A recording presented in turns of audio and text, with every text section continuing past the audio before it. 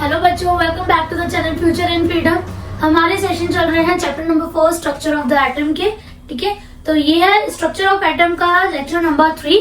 इससे पहले वाले जो लेक्चर नंबर 2 था उसमें हमने पढ़ा था about the structure of atom की रदरफोर्ड ने अल्फा पार्टिकल के एक्सपेरिमेंट से उसके स्ट्रक्चर को कैसे दिया, नील बोर ने उसके स्ट्रक्चर में क्या मॉडिफिकेशंस किए हैं। ओके, सो आज का जो टॉपिक है इसमें हम पढ़ने वाले हैं atomic number, mass number, electronic configurations को, एटम की स्टेबिलिटी के बारे में कि एटम जो है स्टेबल कैसे होता है और उसके जो अंदर के इलेक्ट्रॉन्स है उन सब के बारे में हम लोग पढ़ेंगे। चलिए without wasting any time let's start the chapter video. जो हमारा पहला कॉन्सेप्ट आज की वीडियो का है वो है एटॉमिक नंबर। देखिए, एटॉमिक नंबर क्या होता है? Atomic number is basically number of protons present in an element और इन एन एटम। ठीक है, तो number of protons in an atom is known as atomic number. किसी भी एटम के अंदर कितने प्रोटॉन्स प्रेजेंट हैं वो उसका एटॉमिक नंबर कहलाता है। क्लियर? ठीक है, तो इसके बाद आता है आपका मास नंबर। अब देखिए, मास नंबर में क्या आता है, हम अगर थोड़ा सा पीछे जाए, डिस्कवरी ऑफ न्यूट्रॉन पे जाए, तो न्यूट्रॉन की डिस्कवरी कैसे हुई थी? कार्बन का क्या था? Atomic number 12। Yes, remember, carbon का मास नंबर 12 था। ठीक है, कार्बन का मास था 12 यूनिट, बट जब हमने चेक किया तो प्रोटॉन का तो मास हो गया 6 यूनिट, बचा हुआ 6 यूनिट कहां गया? ठीक है, तो यहां से क्या डिस्कवरी होकर आई थी? न्यूट्रॉन की, क्योंकि इलेक्ट्रॉन का मास तो नेग्लिजिबल है। तो मास नंबर की जब भी बात करेंगे तो मास नंबर में आपका आएगा number of protons plus number of neutrons. ठीक है, तो अगर मैं इन दोनों का रिलेशनशिप बताऊं तो मास नंबर और एटॉमिक नंबर के बीच की रिलेशनशिप अगर हम निकालें तो क्या आ जाएगा? मास नंबर क्या हो जाएगा? Equals to atomic number plus number of neutron. और न्यूट्रॉन और प्रोटॉन दोनों मिलकर क्या बनाते हैं? न्यूक्लियॉन्स, क्योंकि कहाँ प्रेजेंट होते हैं? न्यूक्लियस के अंदर। तो ये था हमारा कॉन्सेप्ट। ठीक है, मास नंबर एटॉमिक नंबर का। अगर आप बात करोगे इसको तो आपके एटॉमिक नंबर हो गए number of protons present in an atom, mass number हो गए number of proton plus number of neutron, which is also can be said mass number is equals to number atomic number plus number of neutrons। इतना clear है? इसमें ज्यादा कुछ नहीं आएगा। अगर इस पे कॉन्सेप्चुअल जो कोई क्वेश्चन भी बनता है तो आपको इस इक्वेशन के अकॉर्डिंग ही बता देगा। अब देखो, आपको पता है कि नंबर ऑफ प्रोटॉन और नंबर ऑफ इलेक्ट्रॉन क्या होता है? इक्वल होता है। यस, तो इनके जो number of proton number of neutron होते हैं वो भी एक स्टेबल एटम के जो नंबर ऑफ प्रोटॉन और न्यूट्रॉन है वो इक्वल रहते हैं। तो क्या हो गया? ये इक्वेशन हमारी समझ आ गई। चलिए, इसके बाद का जो मेन टॉपिक है हमारा वो है इलेक्ट्रॉनिक कॉन्फ़िगरेशन। देखिए, नील बोर ने हमें क्या बताया था कि कोई भी एटम है वो स्टेबल होगा। ठीक है, तो रदरफोर्ड की जो एक्सपेरिमेंट था उन्होंने बोला था कि इलेक्ट्रॉन्स जो है घूमते रहते हैं। ठीक है, कहाँ घूमते रहते हैं? न्यूक्लियस के अराउंड घूमते रहते हैं। बट वो ये चीज को एक्सप्लेन नहीं कर पाए थे कि जो उनके अंदर की एनर्जी है वो लूज होती है, कि वो एनर्जी को लूज करते हैं, रेडिएट करते हैं, या फिर एनर्जी को एब्जॉर्ब करते हैं। क्लियर? तो ये नील बोर की जो मॉडल आया था एटम का, उन्होंने ये बताया था कि जो इलेक्ट्रॉन्स है वो ना तो एनर्जी लूज करते हैं कि वो लूज करते करते करते करते न्यूक्लियस में गिर जाएंगे, ना ही वो एनर्जी को एब्जॉर्ब करते हैं कि वो एनर्जी को एब्जॉर्ब करते करते करते करते अपने शेल से बाहर चले जाएंगे। उन्होंने कहा था कि इलेक्ट्रॉन्स जो है एक शेल में घूमते हैं, एक एनर्जी लेवल पे घूमते हैं, और उनकी जो एनर्जी है वो फिक्स होती है, फिक्स अमाउंट ऑफ एनर्जी के साथ घूमते हैं। ना तो वो ज्यादा होती कि वो पार ही कर जाए शेल से, ना वो कम होती कि वो न्यूक्लियस में गिर जाए। ठीक है, तो इन सब चीजों के बाद हमारे पास एक कॉन्सेप्ट निकल कर आया, इलेक्ट्रॉनिक कॉन्फ़िगरेशन। अगर वो इलेक्ट्रॉन शेल में घूम रहा है तो वो कैसे घूम रहा है? उन्होंने बोला था हर शेल की फिक्स एनर्जी होती है, हर शेल में फिक्स अमाउंट ऑफ इलेक्ट्रॉन जो है रोटेट घूमते हैं। ठीक है, तो अब कौन से शेल में कितने इलेक्ट्रॉन होंगे, कितनी उनकी एनर्जी होगी, कैसे पता चलेगा, तो उसके बारे में हम पढ़ेंगे। ठीक है, तो यहाँ पे आ जाएगा हमारा topic arrangement of electron in energy levels. I know writing goes very wrong, but it's okay, आपको समझ आना चाहिए, that's fine, that's enough. Arrangement जो है एनर्जी लेवल्स में इलेक्ट्रॉन का कैसे होता है, तो देखो, ये करने से पहले ना हमें दो चीजों का पता होना बहुत ही ज्यादा जरूरी है। वो दो चीजें कौन सी है? पहली चीज कि जिस भी एटम की आप इलेक्ट्रॉन्स को डिस्कस कर रहे हो कि कौन से शेल में कितने हैं, क्या कैसे रोटेट कर रहे हैं, तो उसका आपको एटॉमिक नंबर पता होना चाहिए। ठीक है, you must know the atomic number of that atom. उस एटम का आपको एटॉमिक नंबर पता होना चाहिए। दूसरा, आपको पता होना चाहिए कि कौन से शेल में, यानी कि कौन से एनर्जी लेवल पे कितने इलेक्ट्रॉन्स जो है स्टे कर सकते हैं। तो एनर्जी शेल में how much electrons can stay, मतलब मुझे कैसे पता चलेगा कि कौन सा एनर्जी शेल में कितने हैं। फॉर एग्जांपल जैसे हमने पढ़ा था ना, ये हो गया हमारा न्यूक्लियस, ये हो गया मेरा के शेल, ये हो गया मेरा एल एम एन, के एल एम एन, हमारे पास 4 शेल थे, ठीक है, एंड सो ऑन। तो मुझे कैसे पता चलेगा कि के शेल में कितने इलेक्ट्रॉन है, एल शेल में कितने हैं, एम में कितने हैं, एन में कितने हैं, ठीक है। तो इसके लिए हमारे को बोर-बेरी स्कीम आई थी, बोर-बेरी स्कीम, ठीक है।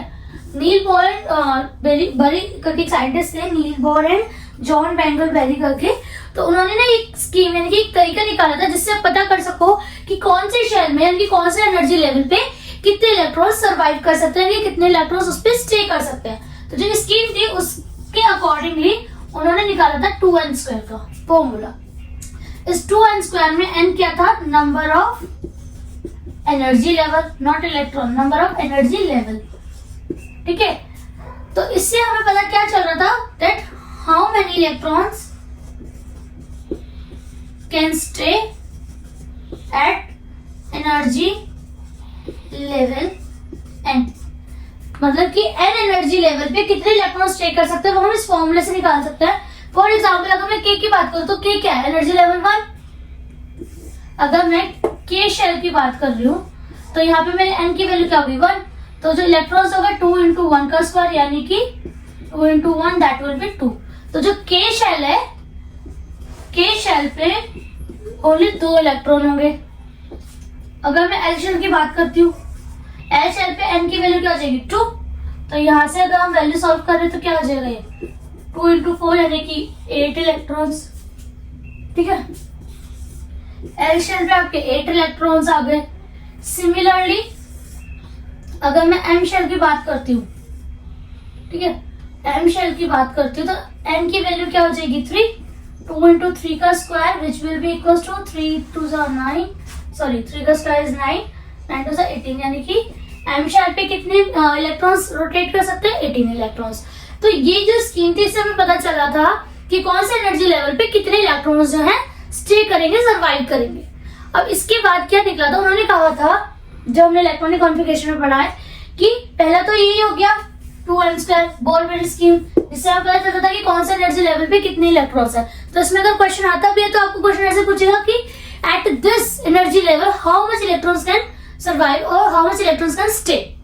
तो आपको एनर्जी लेवल पता है अगर, तो आप n की जगह उस एनर्जी लेवल की वैल्यू पुट करेंगे और सॉल्व कर देंगे, that will be your answer कि इतने इलेक्ट्रॉन्स उस पे कर सकते हैं सर्वाइव। इसके बाद जो सेकंड पॉइंट इसमें आता है वो ये कहता है कि जब हमारा इसमें मेरे 2 इलेक्ट्रॉन्स आते हैं, इसमें मेरे पास 8 इलेक्ट्रॉन है, इसमें 18 इलेक्ट्रॉन है, तो ये कह रहा है कि इलेक्ट्रॉन्स कभी भी ऐसा नहीं होगा कि पीछे का शेल खाली और आगे बढ़ गया, ठीक है।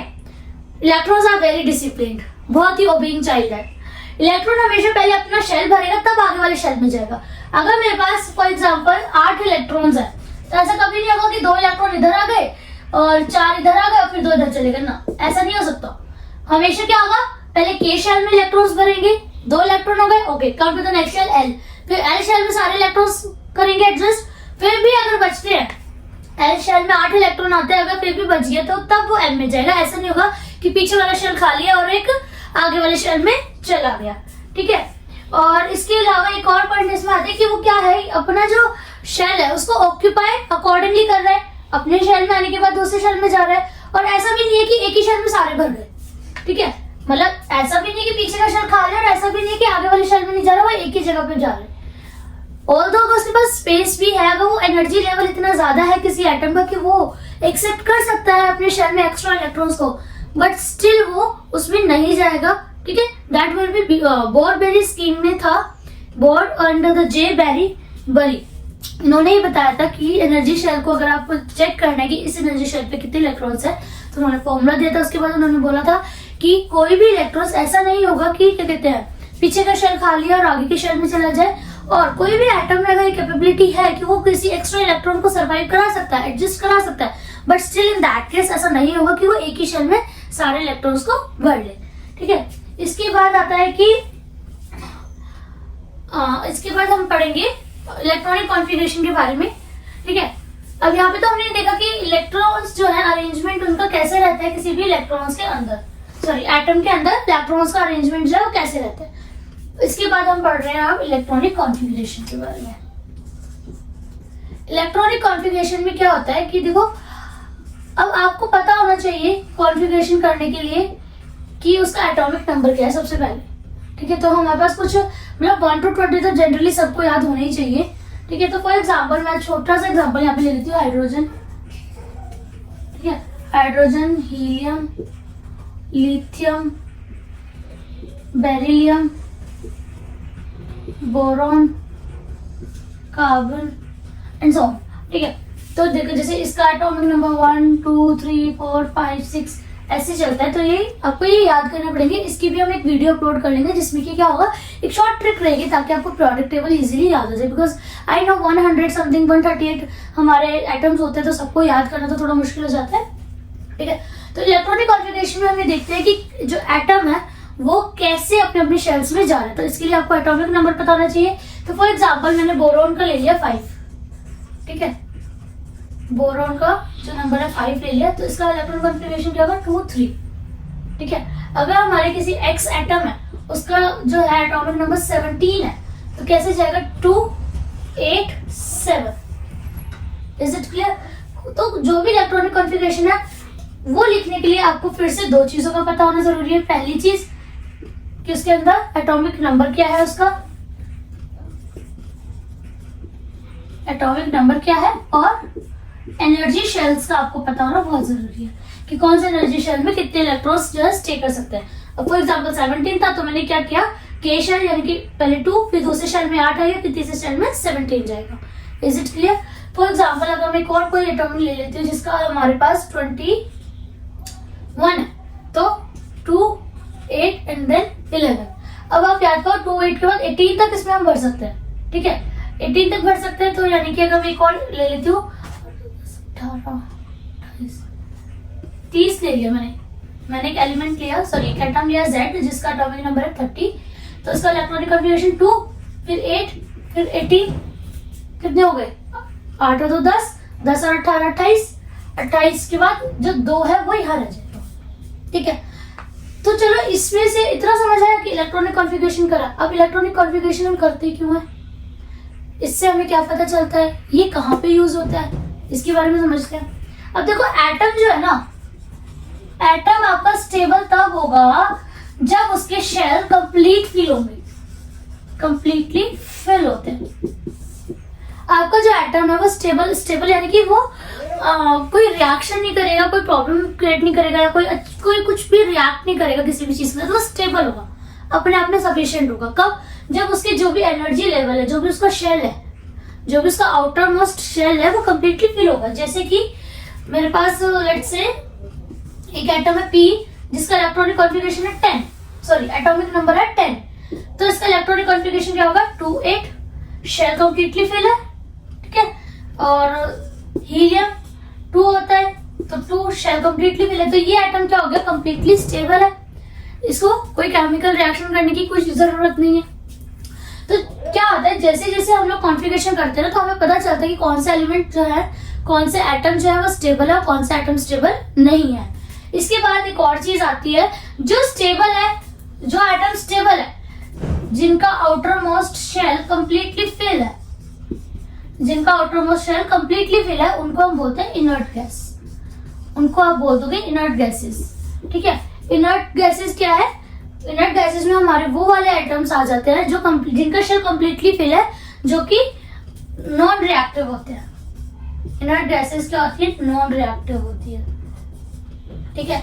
इनर्ट गैस को हम नोबल गैस भी बोलते हैं, इनर्ट गैस को आप नोबल गैसेस भी बोलते हो। और इसका एग्जांपल अगर मैं दूं नोबल गैसेस का, तो हो गया आपका हीलियम, ठीक है। हीलियम के बाद हो गया नियॉन, आर्गन, आर्गन के बाद क्रिप्टन, क्रिप्टन के बाद xenon and your last is radium, ठीक है। हीलियम का हो जाता है 2, इसका हो जाता है आपका 10 18 36 54 एंड देन द लास्ट 86। ठीक है, अब देखो अगर आप इसका इलेक्ट्रॉनिक कॉन्फ़िगरेशन पढ़ोगे तो 2 है, outer most shell completely fill. 10 का करूंगी 2 और 8, 18 का करूंगी 2 8 एंड देन 8। ठीक है, 36 का करोगे, 54 का करोगे, तो ये सारी क्या है, ये आपकी नोबल गैसेस है। इसमें क्या होगा कि ये रिएक्ट ही नहीं करती, दे डू नॉट रिएक्ट, क्योंकि इनका outer most shell completely fill होता है। अब उनका क्या, जिनका कंप्लीटली फिल नहीं होता, जिनकी लास्ट में कुछ इलेक्ट्रॉन जो है फ्री रह जाते हैं, तो अब इन फ्री इलेक्ट्रॉन्स को बोलते हैं हम लोग वैलेंस इलेक्ट्रॉन। ये जो फ्री इलेक्ट्रॉन्स रह गए इनको बोलेंगे वैलेंस इलेक्ट्रॉन्स। वैलेंस जो बचा हुआ है, ठीक है, बैलेंस नहीं वैलेंस इलेक्ट्रॉन। ठीक है, इनको बोलेंगे वैलेंस इलेक्ट्रॉन्स। और यहाँ से एक और नया टर्म निकल कर आता है विच इज वैलेंसी। वैलेंसी क्या होता है उसके बारे में पढ़ते हैं। तो वैलेंसी होती है किसी भी एटम की कैपेबिलिटी कि वो कैसे रिएक्ट करेगा। ठीक है, वैलेंसी होती है आपकी, valency of an atom decides about the chemical bonding, about the chemical bonding. ठीक है, तो ये जो वैलेंस इलेक्ट्रॉन्स होते हैं इससे पता चलती है एटम की वैलेंसी क्या है, यानी कि वो उसकी कैपेबिलिटी क्या है कि वो कैसे केमिकल जो है रिएक्शंस करेगा। देखो केमिकल रिएक्शंस करने की नीड ही क्यों है, केमिकल रिएक्शंस क्यों करना हमें? केमिकल रिएक्शन कोई भी एटम इसलिए करेगा ताकि वो अपने आप को एक स्टेबल मोड पे ले जा सके। जिसके पास जितने भी इलेक्ट्रॉन की कमी है, या तो वो उसको ले ले, कमी को पूरा कर ले किसी से लेके, या वो अपने एक्स्ट्रा इलेक्ट्रॉन को निकाल के पीछे का शेल पूरा कर ले। ठीक है, इन दोनों केसेस में एटम क्या हो जाएगा, स्टेबल हो जाएगा। तो कोई भी एटम रिएक्ट क्यों करता है, ताकि वो अपने आप को एक स्टेबल मोड पे यानी एक स्टेबल पोजीशन पे ले जा सके, अपने आउटरमोस्ट शेल को कंप्लीटली फिल कर सके। तो जो वैलेंसी होती है वो डिसाइड करती है कि ये जो बॉन्ड होगा यानी कि जो रिएक्शन होगी ये कैसे होगी। तो इसके बाद भी हमारे पास 3 पॉइंट्स आते हैं। पहला पॉइंट, या तो वो लूज करेगा, ठीक है,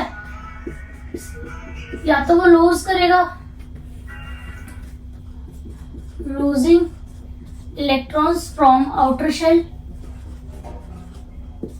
ठीक है, या तो वो अपने आउटर शेल से इलेक्ट्रॉन को लूज कर देगा, या वो गेन करेगा, gain electron for the outer shell, या वो अपने आउटर शेल के लिए इलेक्ट्रॉन को गेन करेगा। थर्ड पॉइंट आता है कि शेयर करेगा, शेयरिंग इलेक्ट्रॉन और आउटर शेल। ठीक है, एटम को स्टेबल होने के लिए अपना आउटरमोस्ट शेल कंप्लीटली फिल रखना है। तो या तो जो अपने एक्स्ट्रा इलेक्ट्रॉन है उसको लूज कर दो, या फिर अपने अंदर जो है एक्स्ट्रा इलेक्ट्रॉन को किसी से ले लो और अपना शेल पूरा कर लो, या फिर थर्ड पार्ट शेयर कर लो। ठीक है, तो इन चीजों के बारे में हम पढ़ेंगे। अब देखो, या अगर वो लूज कर रहा है या वो गेन कर रहा है, इन दोनों टर्म्स में हम बोलेंगे उसको इलेक्ट्रोवैलेंसी। इन दोनों ही केस में आप इसको बोलोगे इलेक्ट्रोवैलेंसी। और जो थर्ड वाला टर्म आएगा जब शेयरिंग का केस है तो ये कहलाएगी कोवैलेंसी। ठीक है, यहाँ पे बनेगा इलेक्ट्रोवैलेंट बॉन्ड जब वो शेयर कर रहे हैं। आप 11th में पढ़ोगे बॉन्ड के बारे में कि कैसे बन रहा है। और यहाँ पे बनेगा कोवैलेंट बॉन्ड जब वो लूज करेगा, जब वो लूज करेगा, यहाँ देखिए जरा, जब वो लूज करेगा तो क्या होगा, उसके ऊपर कौन सा चार्ज आएगा, नेगेटिव पॉजिटिव। हमने लूज करा है, दे दिया किसी को, तो हम क्या करेंगे, उस पर पॉजिटिव चार्ज आएगा। ठीक है, आप इसको बोलोगे कैटायन। और जब आप गेन करोगे तो उस पर आएगा नेगेटिव चार्ज, उसको बोलेंगे आप एनायन। ठीक है, जब वो कोई भी एटम अपने एक्स्ट्रा इलेक्ट्रॉन को लूज कर देगा तो उसके ऊपर पॉजिटिव चार्ज आ जाएगा। और जब कोई भी एटम इलेक्ट्रॉन को गेन करेगा तो उस पर नेगेटिव चार्ज आ जाएगा। अब आपने देखा होगा O positive, O negative. I am not talking about blood group, I am talking about the oxygen atom. ठीक है, या फिर आपने देखा होगा Na सोडियम पॉजिटिव नेगेटिव। ठीक है, तो ये पॉजिटिव और नेगेटिव क्या डिफाइन करते हैं कि इसने इलेक्ट्रॉन जो है अपने शेल की वो लूज करे या गेन करे। देखो, ये भी लूज और गेन का जो फंडा है ना, ये भी डिपेंड करता है इलेक्ट्रॉन्स पे। फॉर एग्जाम्पल, मेरे को शेल पूरा करने के लिए 8 चाहिए, 8 इलेक्ट्रॉन चाहिए, बट मेरे पास शेल में 2 ही इलेक्ट्रॉन है। तो it is easy to lose 2 electrons more than having 6 electrons from the another atom. अब देखो 6 इलेक्ट्रॉन लाने में ज्यादा एनर्जी चाहिएगी ना, तो इट्स बेटर कि 2 इलेक्ट्रॉन को लूज करने में एनर्जी लगा दो। ठीक है, तो ये केसेस बनते हैं कि कौन से केस में कैसा एटम जो है वो रिएक्ट कर रहा है। इसके अलावा डिपेंड करता है उनकी रिएक्टिविटी पे कि कौन सा एटम है ज्यादा रिएक्टिव है, कौन सा एटम नॉन रिएक्टिव है, कम रिएक्टिव कर रहा है या वो रिएक्ट नहीं कर रहा। ठीक है, तो ये सब आप पढ़ेंगे फर्दर क्लासेस में अबाउट द एटम्स। अभी आपको समझना इतना जरूरी कि इलेक्ट्रोवैलेंट में हम या तो लूज करते हैं इलेक्ट्रॉन को या गेन करते हैं, और जब कोवैलेंसी का पार्ट आता है तो उसमें इलेक्ट्रॉन्स को आप शेयर करते हो। ठीक है, तो आज के टॉपिक में बस इतना ही था। मिलते हैं अगली क्लास में अगले टॉपिक के साथ। टिल देन आप इसको पढ़िए, नोट्स बनाइए, अच्छे से समझिए और अपनी स्टडीज को कंटिन्यू करते रहिए हमारे साथ। तो चलिए, वीडियो को लाइक करना ना भूले, कमेंट सेक्शन में हमेशा कमेंट करें और चैनल को सब्सक्राइब करें। सो बाय बाय।